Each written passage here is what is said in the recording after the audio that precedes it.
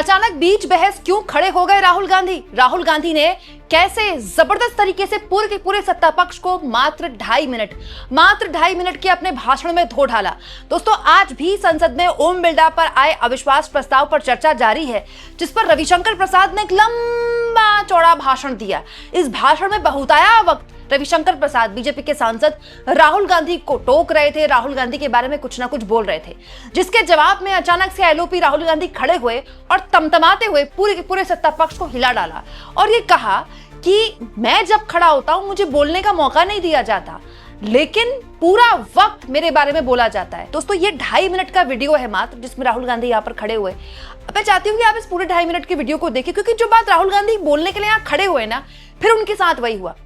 2.5 minute की video में कितनी बार उनको इंटरप्ट किया गया, कितनी बार उनको रोका गया, जरा आप देखिएगा। दिलीप सैकिया सीट पर मौजूद थे, क्योंकि लोकसभा स्पीकर तो है नहीं, उन्होंने अपने आप को अलग कर रखा है बहस में। तो राहुल गांधी एक शब्द बोल रहे थे, बार बार उनको रोका जा रहा था, बार बार उनको टोका जा रहा था। और जब राहुल गांधी ने उसके बाद PM is compromised, Epstein file का जिक्र किया, उसके बाद तो बवाल ही मच गया। Speaker sir, multiple times the discussion here is about the democratic process and the role of the speaker. Multiple times my name is being raised while things are being said about me. रुकिए सुनिए।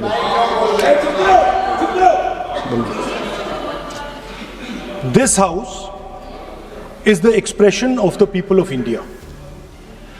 This house does not represent one party.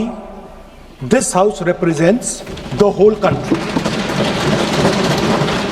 Every time we get up to speak, we are stopped from speaking.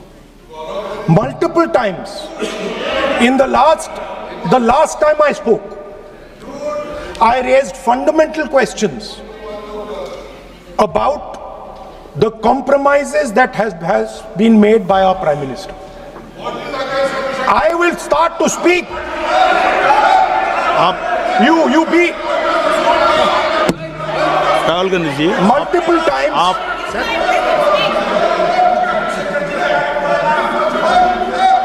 Sir, multiple times. No, you will be allowed to speak. No, you have mentioned you. बोलने दीजिए sir. He is yielding. You are answering. You are. Let me speak, sir. Multiple times I have been stopped from speaking.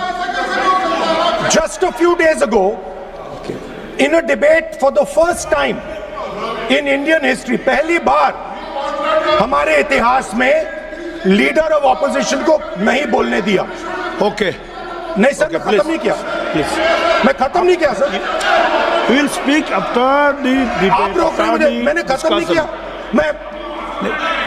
मेरा नाम लिया गया है। Okay, आप आपका विषय बोल दिया है ना, आपने अपना विषय बोल दिया है। तो मल्टीपल टाइम मुझे रोका गया।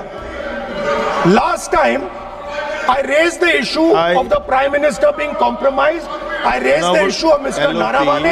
I raised the issue of Epstein. Honorable LOP. And I raised the issue of Adani. I have given I was silenced. Permission that this after the speech of these Ravi Shankar Prasad ji, are fundamental to the people of India. Scope to speak. Our Prime Minister has been compromised.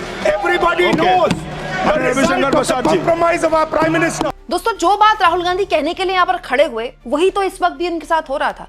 Rahul Gandhi इस बहस में हिस्सा लेंगे नहीं लेंगे, बोलेंगे नहीं बोलेंगे, अभी तो कुछ पता नहीं है। लेकिन दोस्तों, आप सोचिए बहस किस बात पर हो रही थी? ओम बिरला पर बहस हो रही थी।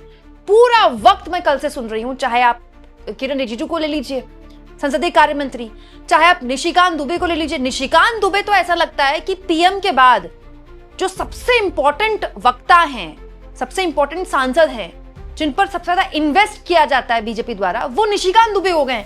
निशिकांत दुबे को पूरा वक्त मिलता है बोलने के लिए, उनको कोई इंटरप्ट नहीं करता, पूरा वक्त कैमरा उन पर रहता है और निशिकांत दुबे लंबा लंबा चौड़ा भाषण देते हैं, उसमें भी बहुताया वक्त राहुल गांधी पर बोलते हैं। बहस ओम बिरला पर हो रही है, बात राहुल गांधी की होगी। रविशंकर प्रसाद आज बोले, इतना लंबा बोले, बहुताया वक्त राहुल गांधी के लिए बोले। राहुल गांधी विदेश जाते हैं, राहुल गांधी जॉर्ज सोरोस से मिलते हैं, राहुल गांधी ये करते हैं, राहुल गांधी वो करते हैं। दोस्तों संसदीय कार्य मंत्री तक संसद में यही करते हैं। तो अगर आप जिसका नाम ले रहे हैं वो खड़े होकर जवाब तो देगा, बोलेगा तो।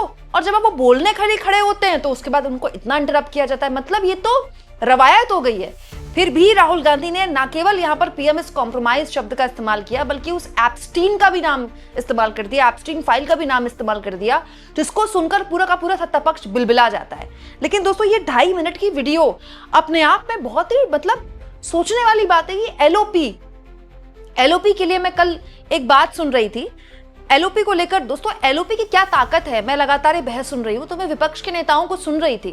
विपक्ष के नेता बता रहे थे कि ऐसा वक्त भी आया है कि अगर विपक्ष के नेता, जब अपने जमाने में बीजेपी के नेता हुआ करते थे, वो इशारा भी करते थे, खड़ा होना तो बहुत दूर की बात है, अगर उन्होंने इशारा भी किया तो अपने आप उनका माइक ऑन हो जाता है, अपने आप उनको वक्त मिल जाता है। एलओपी को इंटरप्ट करने का पूरा मौका है। लेकिन क्या आपने कभी देखा कि प्रधानमंत्री का भाषण चल रहा है लेकिन एलओपी को बीच में सवाल लिया जाता है?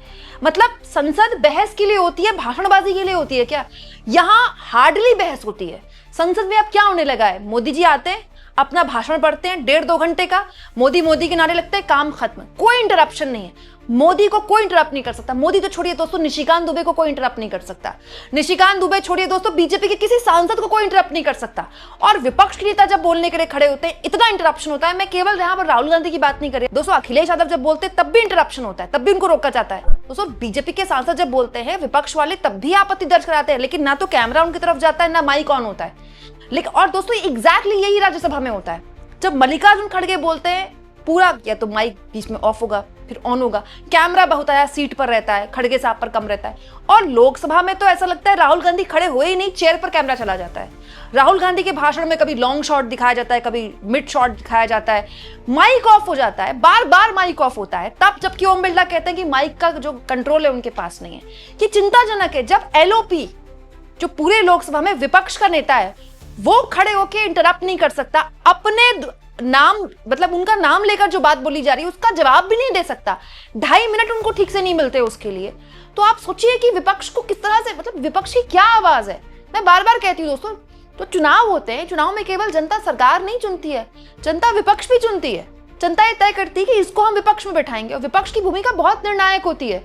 विपक्ष का काम है संसद में सरकार से सवाल पूछना, सरकार को जवाब दे देना, लेकिन टोटल काम रूल्स पे होता है। रूल ये कहता है, रूल वो कहता है। बिल्कुल संसद रूल पे चलती है, चलनी भी चाहिए, लेकिन संसद परंपराओं पे भी चलती है।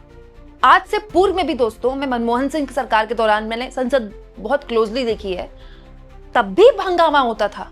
लेकिन हंगामा के बीच में भी पीएम बैठते थे, बोल भले ही ना पाते हो क्योंकि हंगामा होता था, वो बैठते थे, वो आते थे। मोदी संसद नहीं आते। अब हंगामा होता है तो हंगामा कौन कर रहा है ये भी नहीं देखा जाता है। विपक्ष अगर हंगामा कर रहा है तो हमको केवल लॉन्ग शॉट से पता चलता है किस बात पर हंगामा कर रहा है, क्यों कर रहा है, मुद्दा क्या है, कुछ भी नहीं दिखाई देता। और खबर चलती है विपक्ष के हंगामे के बाद संसद स्थगित। क्यों किया हंगामा, मुद्दा क्या है? तो धीरे हुआ है। आप देखिए धीरे ऐसी स्थिति आ गई है संसद के अंदर कि संसद में बहस नहीं हो सकती। देश में इस वक्त सबसे बड़ी समस्या क्या है? गैस का संकट है, और ये सीरियस इशू है। गैस कॉमर्शियल सिलेंडर का संकट अलग है और एलपीजी सिलेंडर का अलग संकट है।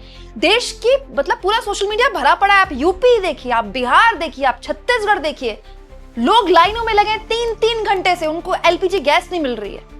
और आप इस पर संसद में बात नहीं कर सकते, संसद में बहस नहीं हो रही है इस बात पर। संसद इस बात की अर्जेंसी को नहीं समझ रही है। बात तो छोड़िए, पेट्रोलियम मंत्री संसद में आकर बयान तक नहीं दे रहे हैं। और इस मुद्दे पर आज एक सांसद ने, विपक्ष के एक सांसद ने, लेफ्ट के एक सांसद ने बाकायदा नोटिस दिया कि हमको इस पर बहस करनी है। लेकिन दोस्तों उस नोटिस के बारे में कोई बात ही नहीं है, कोई चर्चा तक नहीं है। जी, इतना बड़ा संकट भारत के सामने है। अगर गैस के बाद पेट्रोल डीजल का भी संकट खड़ा हो गया तो क्या होगा? 4 दिन पहले तक सरकार सूत्रों के हवाले से खबरें चला रही थी, अभी तक सरकार ने प्रेस कॉन्फ्रेंस नहीं किया। टिल डेट भारत की जनता सड़क पर खड़े होकर लाइनों में लगी है सिलेंडर के लिए। ये भी नहीं पता कि मिलेगी कभी नहीं मिलेगा। और भारत सरकार के एक मंत्रालय की तरफ से प्रेस कॉन्फ्रेंस नहीं है। सारा काम दोस्तों या तो सूत्रों के हवाले से चल रहा है या फिर ट्वीट पे चल रहा है। दोस्तों वो अंग्रेजी वाले ट्वीट कितने लोग पढ़ पाएंगे? सोचिए। और सोचिए जब मुद्दे पर बहस हो रही है, ओम बिरला पर बहस हो रही है, उसमें ओम बिरला का नाम कम लिया जा रहा है, राहुल गांधी का नाम ज्यादा लिया जा रहा है। आपको क्या लगता है दोस्तों? कमेंट बॉक्स में जरूर लिखें।